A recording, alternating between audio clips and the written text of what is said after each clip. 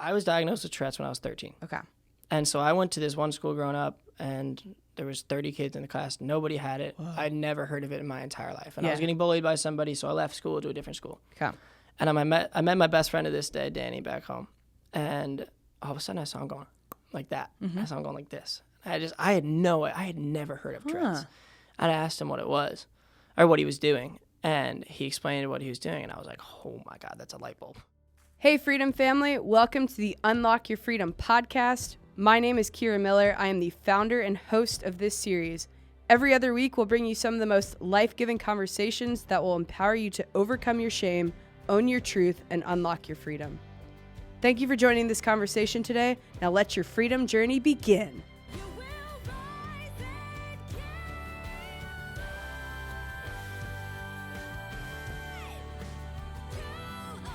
Hey, Freedom family. Welcome back to the Unlock Your Freedom podcast. My name is Kira Miller, and I am the founder and host of this series.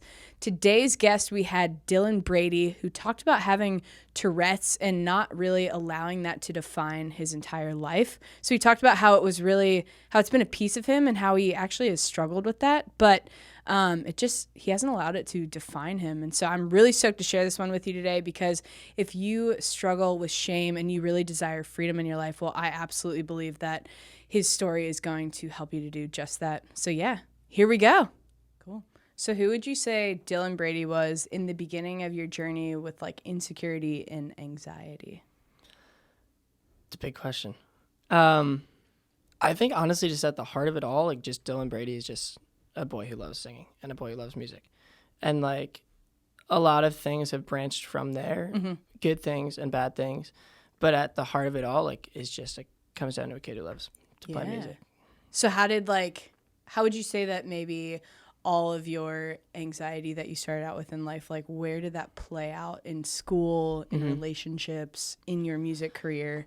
My mom says that ever since I was like a baby, one, I was trying to sing. I was trying to play music before I could even talk. But I was always the anxious kid, always the worrier, always like, I had all different anxieties growing up. But as far as with the music and how it tied in, there's good things and bad things. Like when I'm playing music, my anxiety goes away. Okay. And for my Tourette syndrome, my tics virtually go away when I'm playing. Really? Okay. But at the same time, growing up, being a dude who sings, who wears skinny jeans, and like you get a lot of crap for it. Okay. And so I already was getting bullied throughout just different things in life. But with the music, once somebody starts doing something outside of the norm, that's when bullying starts. Absolutely. And even if it's a good thing, it's a bad thing. If it's outside of the norm, then that's where it all stems from. And so my anxiety, growing up, I had to leave school and go to a different school because I was getting bullied. And then with the music, I was in this new school and I met great friends, but I started doing something that was different. And it was like all hell broke loose on Dylan because like what boy who is straight sings? That's what they pretty much like, Dylan's gay. Dylan, like, interesting. But I'm like, one, it wouldn't matter, but two, it's not true. And three, what's wrong with doing that? If that makes any sense. So my anxiety going to school every day was ready to hear people saying stuff behind my back and ready to hear people saying stuff to my face or ready to see it on social media. And I never strayed from what I was doing because, like, as I said, from day one, I was going to be doing this. There's nothing else I was going to do in life. But even though I wasn't straying from it, there was still that feeling of like, well, I wish people would like me for doing this. You know, if that makes any sense? Yep. So good things and bad things come from it. As I said, like my anxiety goes away when I'm playing, but coming with it, people say some bad things. Right. So, do you feel like knowing that walking into school that you might be bullied, do you feel like that really almost added to your anxiety? Like when you walked in, you're just like, oh, I'm already expecting this. So, really? I had a preconceived idea that people were not going to like Dylan for who Dylan was because that's who Dylan is. That's at my core, as I said, I am just a kid who loves to sing, a kid who loves music. And so 100%. I have the best friends in the world back home. But there's also a lot of people who did not like what I was doing. And so I knew for example, I was in a duo with my brother way back. It was called the Brady Brothers. Okay. And we had this show in our hometown. We weren't doing crazy stuff, but like we were we were gaining a fan base on socials, and like we were playing consistent shows, and we had this show and we put up posters around our town, and people wrote the worst things you could ever say about somebody all over these posters around town. Just because we were doing something we love. Yeah. And it's like, I knew going into school, I knew going into wherever I was, that if people knew what I was doing, a lot of people would like it, but a lot of people would also be like, what are you doing? Mm-hmm. Why are you doing that? Like, what people would say on social media, like, people are a little bit, I think people are, what's the word I'm looking for? I think they're a little more bold on social media because they can say something and they're behind a screen, you know? So I knew going to school, my anxiety was usually off the charts, and I mean, I didn't stray from it. I'm very confident in who I am, confident in what I'm doing, confident in what I have and everything. But regardless, people say stuff and it hurts. Yeah. So. Was there like a musical influence in your family, or did you guys just sort of pick it up yourselves? Well, my dad plays and sings. Okay. And my first concert ever. So my dad would play. My parents just moved to Nashville about 7 months ago. Okay. And I've been here for a little under 3 years. So you moved here like for you? Yeah, that's pretty sick. Because my mom is from all over down south, so that's why I love country, even though I'm from New York. Yeah. I listen to Flats and Tim McGraw and Dixie Chicks and Colin Ray and all the above growing up because of my mom. But my dad grew up in the house I grew up in, and he played every summer, the last show of the summer, at this little concert, a little park in our town where concerts would happen. Yeah. And my first concert, I was 10 years old or 11 years old, and I sang No Surprise by Daughtry with my dad. What? And so and we played No Surprise by Daughtry, and there's a video of me with my little backwards hat on singing with my dad, and so my dad is really where it started it all. And he says that if he could have moved to Nashville 30 years ago, he would have done it and pursued it too. I mean, he still plays to this day, and I borrow his guitar sometimes when I'm at my parents' place. But my dad was the one who got us into it, hands down. And it was my dad who got us into playing, but my mom who got me into the music I love. So you kind of probably always felt different, like outside of your family, but inside, like within your family, you felt like you were probably fitting in pretty well. Oh yeah, my parents are the best parents in the entire world. Mm-hmm. They're the fun parents. My dad's also just a total nerd, but he's still a fun dad. Yeah. And they get it wholeheartedly. I mean, I went to Belmont for a year, and I left Belmont, and not many parents will let their kids leave college for pursuing something like this. Mm-hmm. And so my brother played with me, and we're twins. He's wild. Okay. So much smarter than I am, and so that's why he stopped doing music, and he's gonna be a veterinarian. And my big sister is my best friend. Okay. And so. In my family, it was great. And listen, I had great friends. Like I have the best friends in the world back home, my group of guys. But people said things where I felt insecure about what I was doing.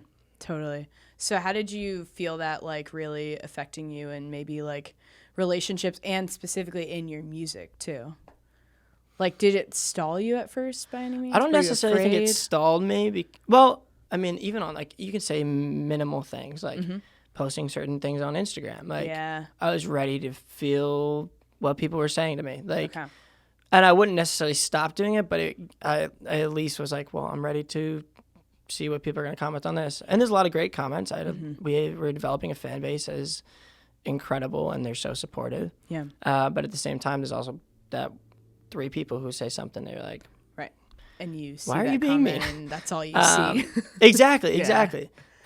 So I never strayed, as I said, and it did affect my music because it gave me another reason to push a little more. Mm-hmm.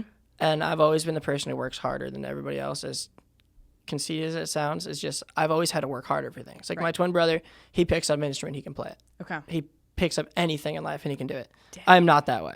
I hated living with him growing up. Yeah. But I always had to be the one working the hardest. Okay. And so to have somebody pushing back, this wants you to push even more. If that makes any sense. Yeah. Oh, totally. So that's, sort of I guess, like competition? Yeah. Like a healthy competition? It's healthy competition, and like, I just always had a drive for it, and why not prove them wrong? Mm-hmm. Totally. So. With your like family dynamics, would you say that your older brother was maybe like not the more perfect child, but it sounds like, because within my family, we say my sister's the favorite child. Is she the oldest? She's the oldest. She's 29. Okay. And then my brother's 7 minutes older than me. Okay. Gotcha. No, it's funny. So you're like sort of the youngest child. I was the baby. Yeah. Even though I'm 7 minutes younger. You're still the baby. I'm still the baby. My sister's hands down the favorite child, and we know it. I want her to be the favorite child because she's the best person in the world. No, but the family dynamic was incredible. Yeah. I mean, they get what I'm doing. They love what I'm doing. My dad loves it because he loves it. Totally. My mom has parent goggles on. Even if I bring a bad song home, she loves it. Really? Yeah. So what would you say to people who maybe like don't have that great of a support system, both within their family and like externally too at school and stuff? Like, how do you, because there are tons of people who, you know, are trying to do a different thing than what the norm is, but they don't necessarily have that support system. Yeah. Like, what would you say to them to get that support I had a system? friend, I had a roommate. I just moved out of this different house into a new house, and now I live with my manager. But I was in this house, and this dude, he was having a really rough patch. He plays music, and his family was never supportive, ever supportive of what he was doing, not moving to Nashville. And I pretty much told him that he needs to find his own family because his own family is not being the family he needs. Okay. And so there's always going to be somebody for you. There's always going to be there always is going to, you might not have it right now, but there's going to be people that will act as that. Right. And the way he did it is he decided to go back to school. And I'm assuming, I haven't really talked to him in a while, but he found a friend group. He found a family there. And regardless of what you're doing, a lot of people are going to say things that are bad about it, but tenfold, the nice things people say are going to win in the end, if that makes any sense. And so finding those people that love you for what you're doing and love you for who you are, and as cheesy as it sounds, there are those people out there. And it doesn't mean your family is your family by blood, but you can also find the people that act actually as your family. If that makes any sense. And there are people out there that like are going to connect exactly. with As you. I said, I have my best friends in the world back home. I had a great family dynamic growing up. I have my best friends here, my best friends at home. I have an incredible group of people who love me just as for what I'm doing. Even though there's those 10 people on Instagram comments who say something bad about it, there's those people who are saying great things about it too. Yeah. Yeah, totally. And then what would you say, like with your anxiety and like knowing that you're insecure and stuff like that, when did you feel like that was really kind of exposed to you? Because I feel like when we're younger, we kind of go through life and like we don't really recognize that stuff. Yeah. But then something happened in my life where it was sort of like a reckoning experience where my life just like sort of hit me in the face. And I was like, oh shoot, like this is what I struggle with. And like, this is a serious problem. And here's how I can I think it was less of a slap in the face and more like, okay, how can I make something good out of this? Okay. So like when I was diagnosed with Tourette's when I was 13. Okay. And so I went to this one school growing up, and there was 30 kids in the class. Nobody had it. Whoa. I'd never heard of it in my entire life. And I was getting bullied by somebody, so I left school to a different school. Okay. And I met my best friend of this day, Danny, back home. And all of a sudden I saw him going like that. I saw him going like this. I had never heard of Tourette's. And I asked him what it was or what he was doing. And he explained what he was doing. And I was like, oh my God, that's a light bulb. Whoa, and so you didn't even know what you had? No, I had no idea. Okay. I remember driving home from my aunt and uncle's upstate, and I was 12, and I was sniffing like crazy, going like that. Okay. And it's one of my tics, now that we know, but my mom was like, Dylan, why are you sniffing so much? And I was like, I don't know, just doing it. Yeah. She was like, could you try and stop? Because she was worried someone was going to make fun of me. And interesting. And I remember growing up, I would hit my hands together like this, or I'd say sorry and excuse me, like randomly. Okay. I had very polite tics. So we didn't know we're tics at that point. Okay. And so I asked Danny what he was doing, and it was pretty much a light bulb. I went home, talked to my mom. We went to my doctor, went to a neurologist, got diagnosed with Tourette's. Okay. And a lot of people could see that as something that's going to hold them back. Because it's something that, as I said, makes you different, and that's when it's outside the norm, and that's when people are going to center in on you. People might call it a disability when really it's like you bring something else to the table that no one else does. Well, that's the thing, is like, how can I make this positive? How can I make this an impact in my life, but also other people's lives, more importantly? So I found out about this thing called the Tourette Syndrome Association, which is now called the National Tourette Syndrome Association of America, which is just a tongue twister compared. Yeah. But they have this thing called a youth ambassador program. Okay. I was 13. I was diagnosed going into high school. In March of that year, I flew to DC, and I got trained to start speaking on behalf of Tourette's. And for me, it's not just Tourette's, because I have Tourette's. Right. But you have something totally different than me. You have something totally different from me. doesn't matter what it connects is. with that. Everybody has something that's different. Everybody has something that makes them who they are, makes them different. Right. And so it was less about just talking about Tourette's for me, and it was more talking about everyone's differences and accepting others for who they are and accepting yourself for who you are. Because if you can't accept yourself, then what's the point of accepting others at that point? Because that's the first thing you need to do. And so it was less of a slap in the face and more of like, how do I change other people's lives for the better? Yeah. And how do I so, use this for good? Exactly, because my favorite quote that I made myself with some friends that is that there's opportunity within our differences. Totally. And so I had this thing where I was diagnosed with this thing that I'm very lucky is not a very severe case, but it could hold me back and it could stop me from what I'm doing. And it does affect me on the daily and like every day of my life.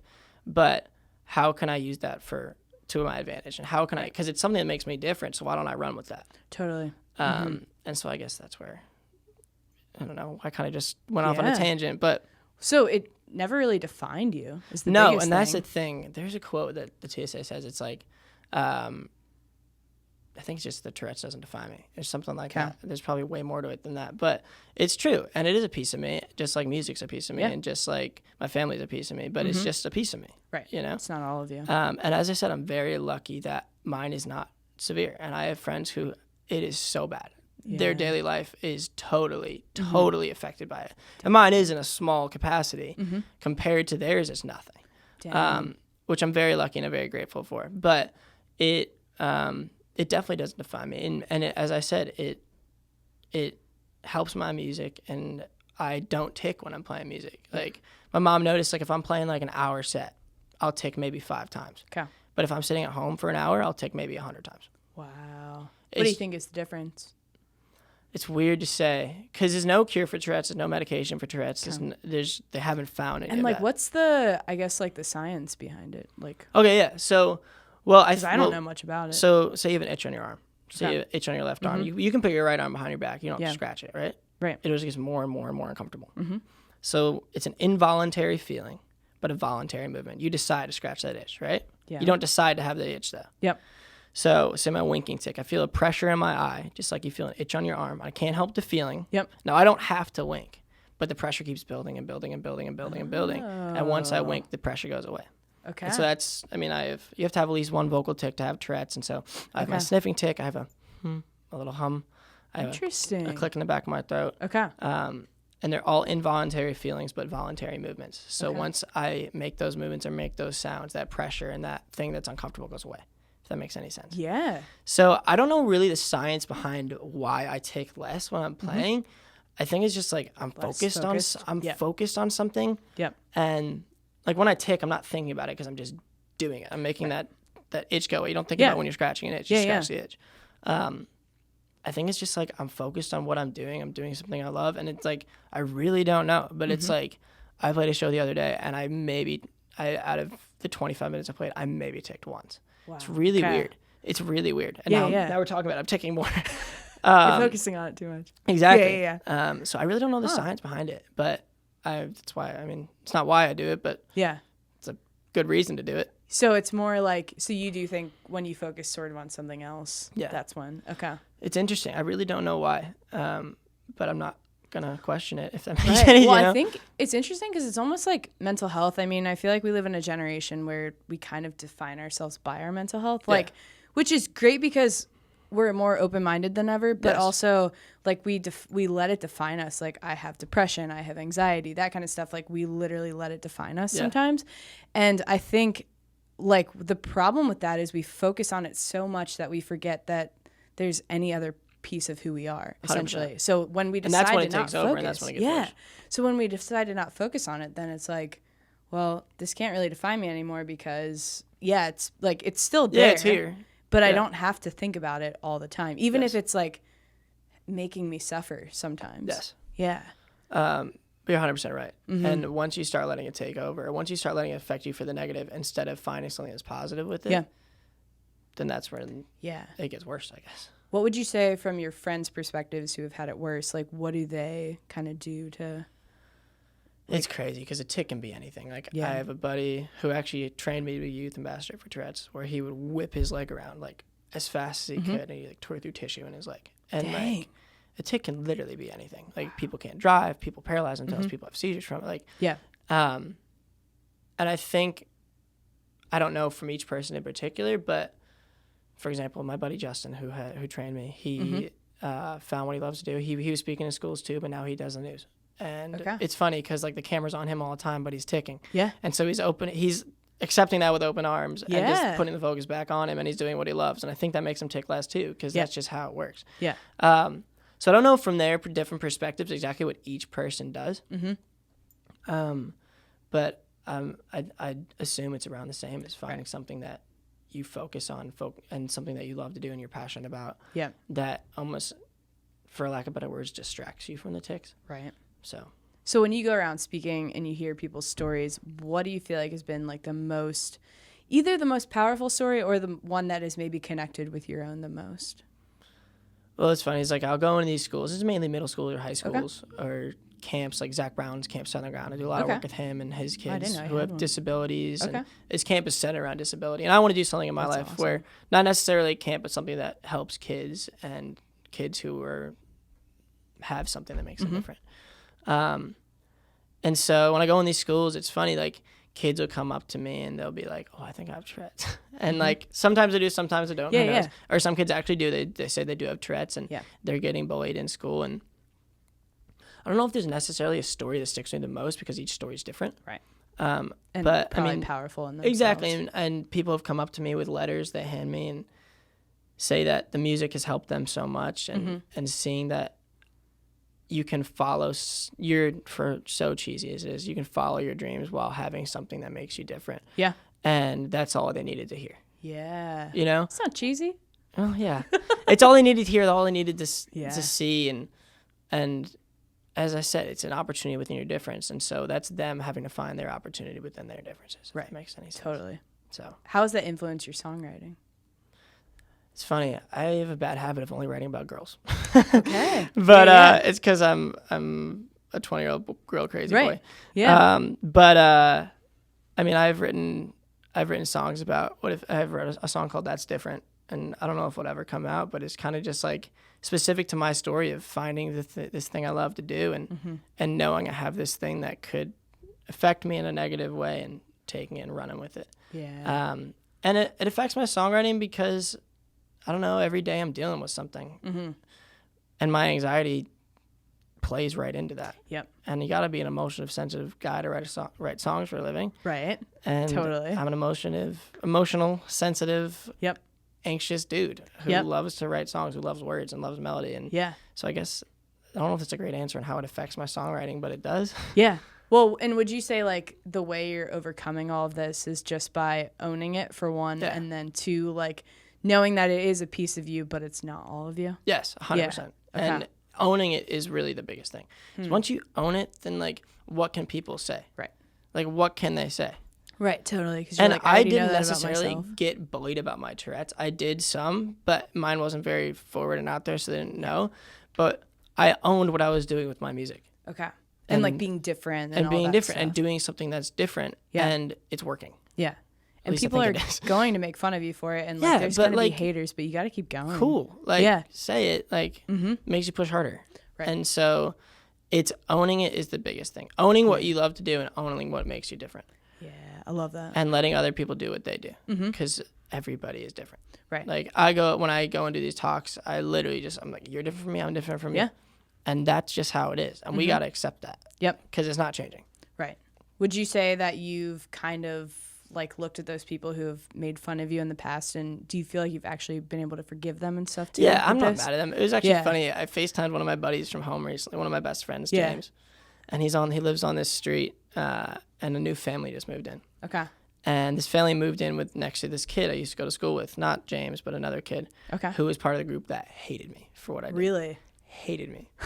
And so James, his mom, was overhearing this conversation with this new family and this kid who would bully me a lot in high school. And they were asking him about the high school, and like he was like, oh, some famous people have come out of there.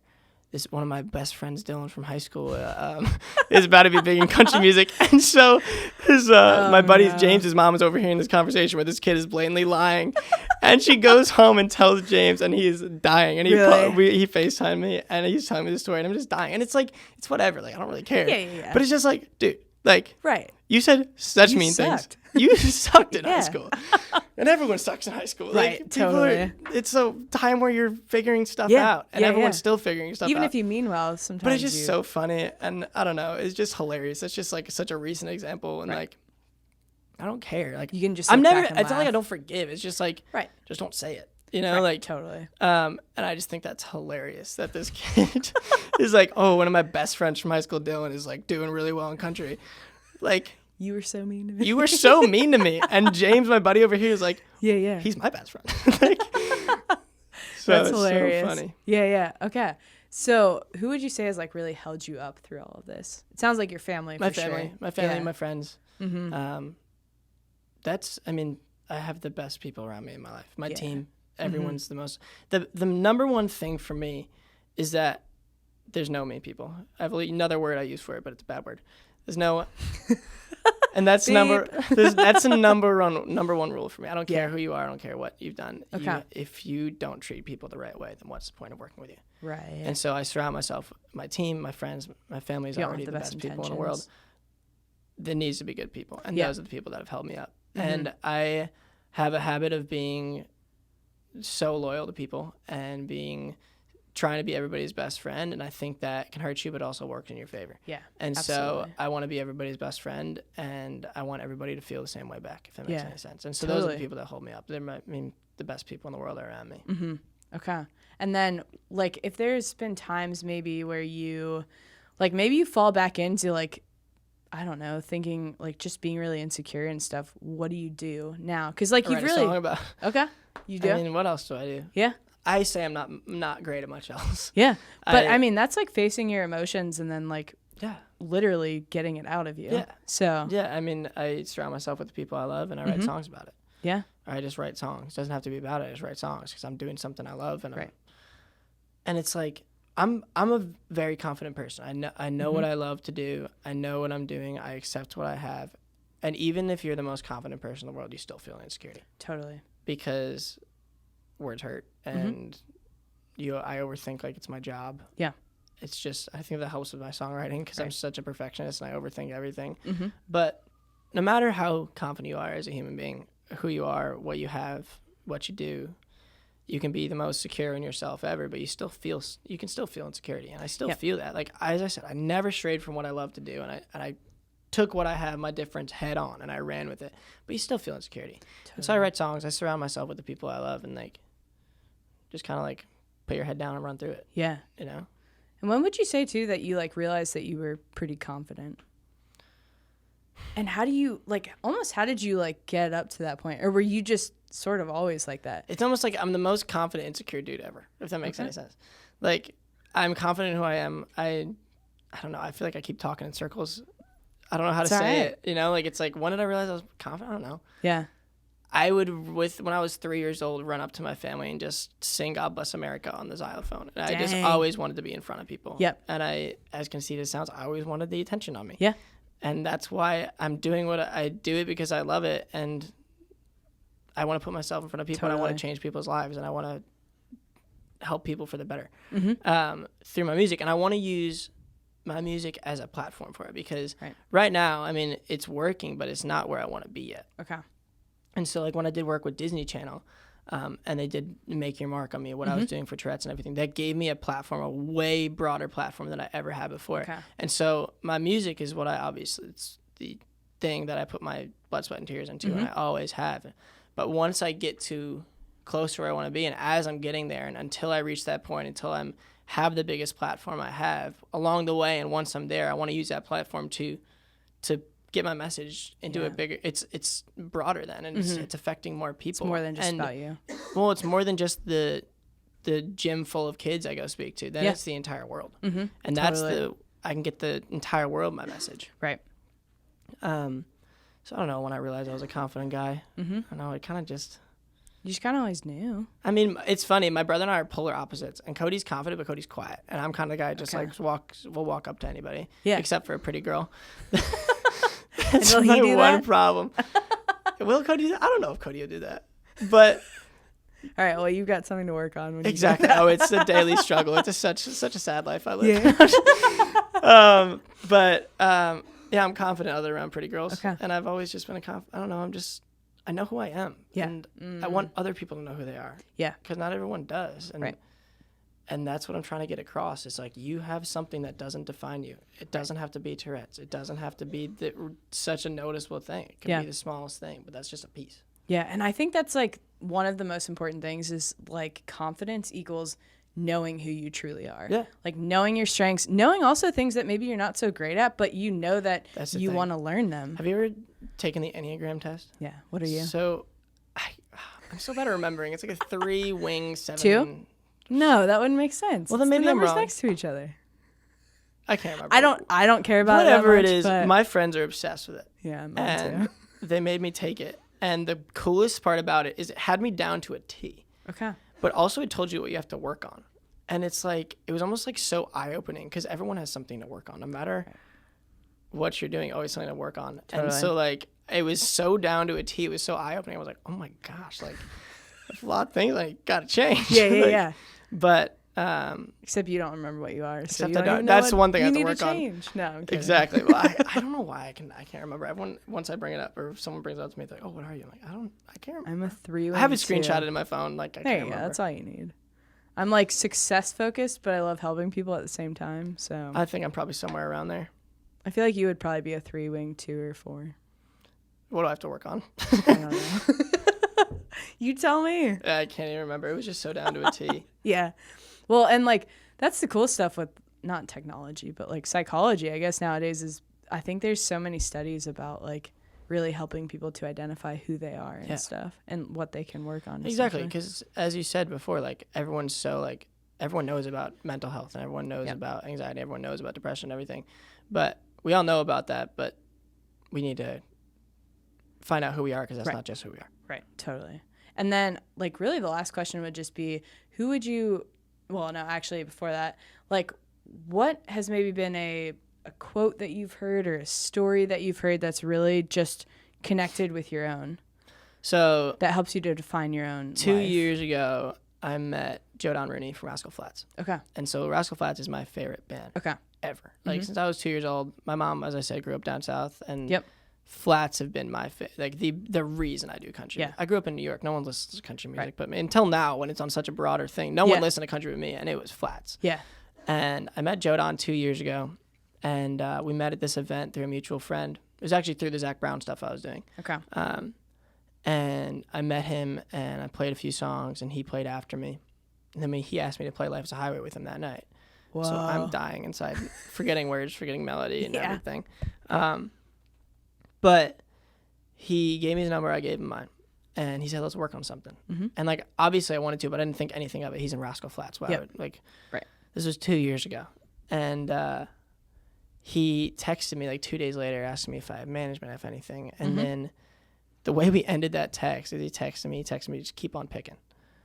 And he said, he told me later on that Vince Gill, his favorite artist ever, wrote on Jodan's ticket at Jodan's first concert, keep on picking. Whoa, okay. And so it's almost funny. It's like that affects my music is like keep on picking, keep on playing. Yeah. But also like keep on picking, like just keep going through life. Keep like doing what you're doing. Yeah. And dang, that gave me chills. It's crazy because he's like he's become one of my best friends now. Like I'll go over hang out in his pool house till 3 o'clock in the morning just hanging out. But like he is the reason I do country music. Okay. And the reason I love music so much. And he told me that thing and it has stuck with me. Yeah. And it's just keep on picking, keep on going, keep doing what you're doing. And then you'll share that with other people too. Exactly. Yeah. Huh. Okay. And then who would you say Dylan Brady is right now in your life? I feel like you've already described it, but like sum it up into, I don't know, a couple words. I think I'm still the kid who just loves music. Yeah. Okay. Nothing has changed. I've never strayed. My dad says all the time, my brother's so good at so many things that he could pick whatever he wants. And not to say that I'm not good at things, but I found this thing that is me since literally, I said I was 3 years old, walking up to my family, playing my xylophone and singing God Bless America. Yeah. And it's still the kid who I did a project in high school, and it was about what people would say about me, and it was for like a music class, and I don't know how to explain it, but there was this picture of me when I was 3 years old singing, and it was covered up by different words people said about me, and at the heart of it, I just had that it's a kid who loves to sing. Okay. And so it's still that kid, and it's a kid who's found who he is, who realizes what he has and ran with it. Yeah. And never strayed from what he was doing the whole time. And you're sharing it too. Yeah, and I just want to change people's lives. I just want to I want to help people realize they can accept what they have and accept and that's the biggest thing. Because once you accept yourself, then you have to accept others too. Right, totally. And so it's just to help people. That's kind of the biggest thing, and be their best friend and show them that they have a friend. Yeah. So. Yeah, cool. Well, where can people find you on social media? Everywhere. It's Dylan C. Brady. On Instagram, Twitter, and Facebook and everything. Cool. I think it's Dylan Brady Music on Facebook. But okay. And the single just came out last month. It's called Over Us. Okay. Yep. And the EP is coming out pretty soon. And Spotify, Apple Music, everywhere, all those. everywhere. Okay. Dylan Brady Over Us. And I'm really excited because I've found what Dylan is in my music too, and I've been working really hard for a long time to find it, and like your unique sound. Yeah, and that's the thing is like, I'm different because I have this thing that makes me different, but I also want to bring that through in my music. Like, I don't want to just be another artist. Like, I want to find what Dylan is in my music. Totally. Because then it's ironic. If I know who Dylan is outside of my music half defines me. Like, I got to find what Dylan is. And so I found this thing that makes me different, I think, and found my sound, and I'm really excited to share it with the world. It's very authentic now. Yeah. Yeah. Like, kind of not playing by the rules, if that makes any sense. Love that. Yep.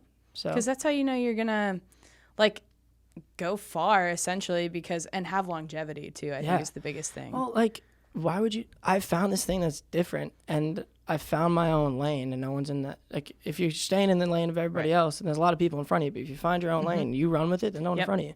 Yep. And so I found this thing that I'm really excited about, and every day I'm trying to find what Dylan is in my sound and in life, but I don't think I'll ever stop looking for it. But I found this thing where right now it really represents who I am, represents what I want to share with the world. Yeah. That's I'm awesome. excited about it. Well, thanks for coming on and just like so talking about not only like Tourette's, but also like who you feel like you really are and like who you're becoming too now. It sounds like with your music and stuff, because maybe before that you weren't necessarily so authentic and you were like trying to play the game a bit. Trying to play the game, but why play the game? You got to reinvent. Yeah. Those rules are meant for breaking. Right. And you got to play the game, but reinvent a little the bit. game. Yeah, yeah. Mm-hmm. You know? Totally. Even though I have no game with girls. Thanks for being honest about that. Exactly. Yeah, no, but seriously, thank you so much. Thank you so much. I appreciate it. This is really like, it's kind of like the Enneagram test. It's like eye-opening. Exactly.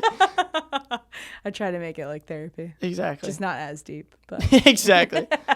Cool. Well, thank you so much. Thank you. If you want more life-giving conversations like what you heard today with Dylan, you can click the big red subscribe button. Also go follow me on Instagram. It's The Rage Boss.